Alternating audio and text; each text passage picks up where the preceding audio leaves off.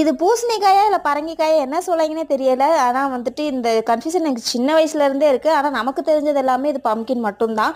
அதை க்ளீன் பண்ணிவிட்டு இதுதான் ஃபஸ்ட் டைம் நான் பண்ணுறது. இது க்ளீன் பண்ணுறதுக்குள்ளே எனக்கு படாத பாடு ஆகிடுச்சு. அண்ட் இதை பார்த்தீங்கன்னா கட் பண்ணுறது பார்த்தீங்கன்னா நான் ஒவ்வொரு ஷேப்பாக ஒரு மைண்ட் மேப்பே இல்லாமல் போட்டுக்கிட்டு இருந்தேன். கட் பண்ணுறது தான் கஷ்டமாக இருக்குதுன்னு பார்த்தா அந்த தோலை எடுக்கிறது அதை விட கஷ்டமாக இருக்குது. அதுக்கப்புறம் ஒரு ட்ரிக்கை யூஸ் பண்ணி குட்டி குட்டியாக வெட்டிட்டு அதுக்கப்புறம் ஒவ்வொன்றா எடுத்து பொறுமையாக இதை க்ளீன்லாம் பண்ணிகிட்டு இருந்தேன். அதுக்கப்புறம் எங்கள் அம்மாட்ட ரெசிபியெல்லாம் கேட்டு, ஏன்னா எங்கள் அம்மா இந்த காய் வந்துட்டு எனக்கு ஃபஸ்ட்டு சின்ன வயசில் பிடிக்கவே பிடிக்காது. அப்புறம் ஒரு நாள் செஞ்சு சாப்பிட்டு பாரு அப்படின்னு சொன்னாங்க. அப்போது சாப்பிட்டது தான் இந்த காய் மேலே அப்படி ஒரு லவ் ஆகிடுச்சு எனக்கு.